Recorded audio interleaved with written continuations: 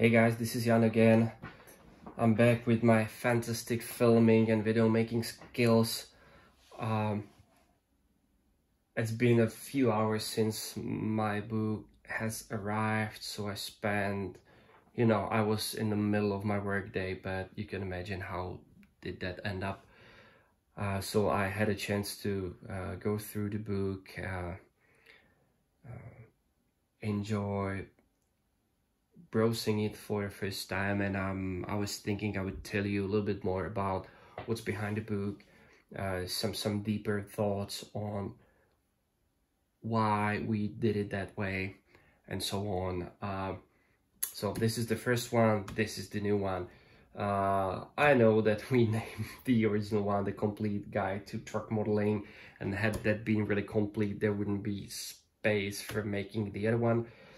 But the story is that the first one was really popular, and we found out that there's a chance of making another one, and we had some spare ideas and material and stuff for the second one. So not that the first one wouldn't be complete really, and it's not the way that the second one is just repeating of what we did in the first one, like, hey, I just built a few more models.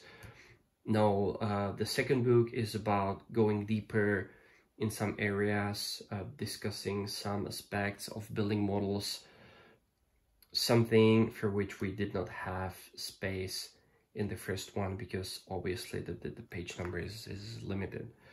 So volume 2, what is it about? I decided to spend some extra pages on building American trucks. As you can see, there's a European truck on the cover of the first book, so to keep the world balanced.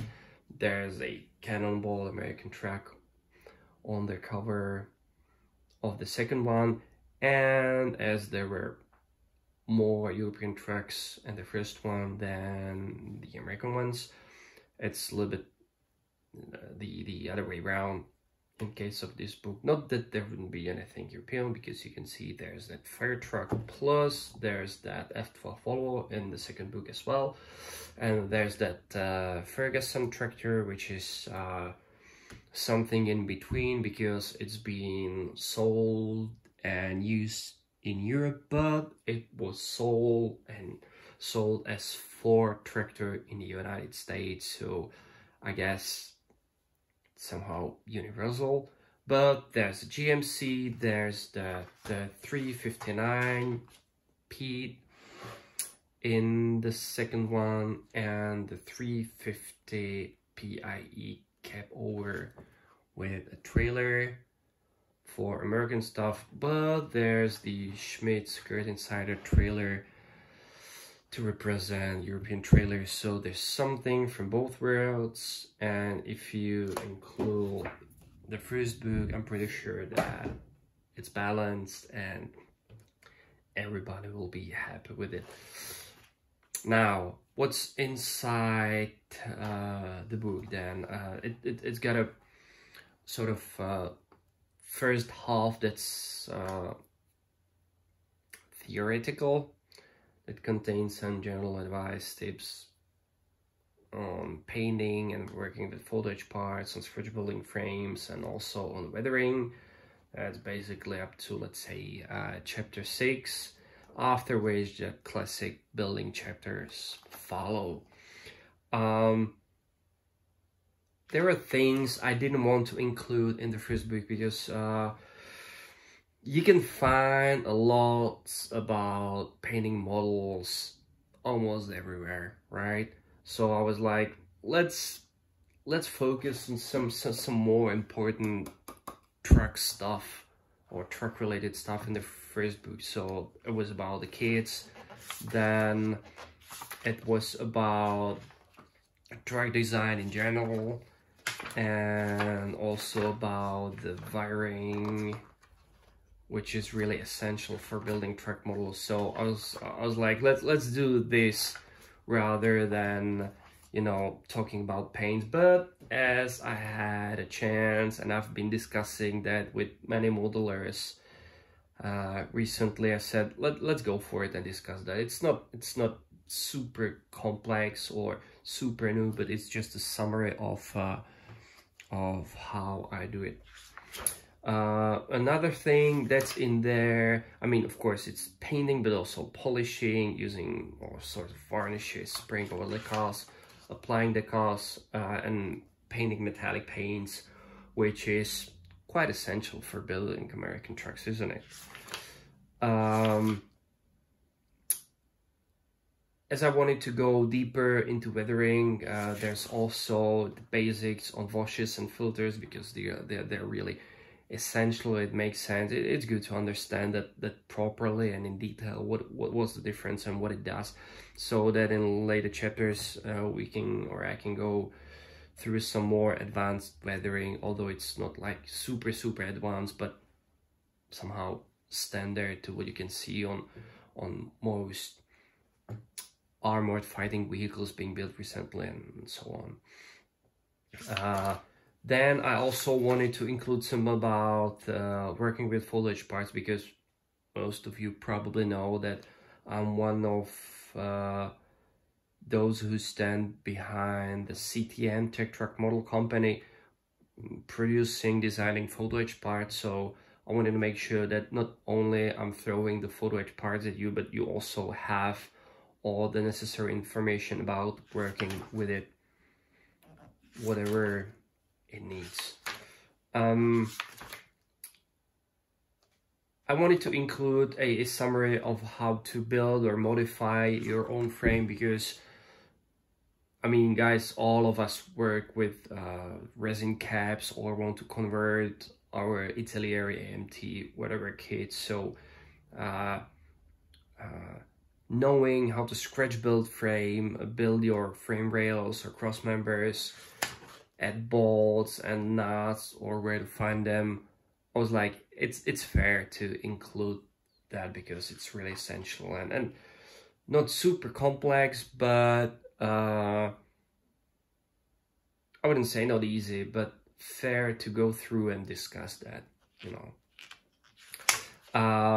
Then one thing I'm really proud of is the reference gallery for weathering. It's about rust, about dirt, all those chips and scratches I like to show on my models that are really popular. The weathering topic goes through this book in sort of two parts. One of them is the reference gallery here, and then a second part of that is what we call tech tips that you can find within the individual building chapters, to which the reference chapter is pointing you where, you know, needed, like engine weathering, exhaust rust, heavy chipping, hand painted chips, and so on. Some heavy dirt as well. So I've been collecting all these photos for quite a while, and I'm really proud of them because they really nicely show all sorts of vehicle damage, weathering, heavy or just light, all the initial chips, also some older rust on older vehicles that may be out of service for a while. All that is here for you to look at, to use as a reference when you're building your models, because there's some, you know, there's some logic and physics behind that. And all the weathering, dust, dirt, rust, everything should look a certain way. And all these pictures are here to show you what it should look like, to use it as a guide, because not everybody can, you know, just paint a rust-on model without looking at the reference picture. And some people are trying to do so, but very often it does not look very good. So using reference is highly recommended and like essential. Another important topic was cab interiors. I wanted to make again, it's not super complex or super new, but like a summary that you don't see very often, to compare how interiors look like in different kits and what materials can be used, what are the possible accessories, how to paint everything and all that stuff. There's some reference pictures, there's some model interior pictures, quite handy, I would say. A thing that did not find its way into volume first was trailers and everything about trailers. So it's both about the kits and also about real trailers. So the chapter 6 is about both the model kits and also about the real trailers, providing some reference pictures on typical European and American trailers. There's few words about Australian trailers as well that are somehow, I would say, in between what's being used in US and what's being used in Europe. I would say taking the best from both worlds. And then there's the Schmidt skirt inside. There's the typical European trailer being built. And then after this, the building chapters follow. There's the 350 PIE cap-over Peterbilt, built with a trailer. And here you can see one of the tag tapes, for example. So if you follow the link in that reference section, it would take you to where it's shown how this thing is being done on the model. After this chapter, another interesting one comes, and that's like a summary of American truck features, showing all the specifics of American trucks. I mean, you guys who live in States, it's like an everyday life for you. For us, from Europe or from other parts of the world, it may not be so easy to get into that. So I wanted to make a chapter that would summarize all the specific features and help even those who are not into that very much or didn't have a chance to explore that world, what the trucks are about, what makes them different comparing to European trucks, for example, and so on. Well, and after that, my 359 build follows. So that's a classic American, right? Then the Cannonball, I like it so much, it's over there, so that I put it on the cover because it's one of my favorite ones. Again, you can see the hairspray chipping tag tape. I'm jumping the pages, but that's not so important. Then the F12 Oval, my classic, my favorite one. That's something in contrast to American stuff. There's quite a lot about weathering engines, and also a few words about hand-painted chips and about weathering, making light dust and dirt with oils and pigments. And then my favorite Ferguson tractor follows, that one. Again, that's full of nice large pictures showing how all the weathering, rust and chips are done. The heavy rust chipping tag tape and dirt and mud, and then something different, the Mercedes fire truck. Again, something a little different. I've enjoyed building that very much. And there's a tag tape on lights in this chapter. Now there's the gallery of my favorite models from my friends from recent years. They're mostly from Jiří Hybner. I felt sort of sorry that any of his models, that no of his models find his way into the first book, so there's mostly models from him, but also a couple of models from Láďa Petřík, because they're truly fantastic. Unfortunately, I had something else ready from Jan Sklenička as well, but as you can see, we only had few pages for the gallery, so I gotta make the choice.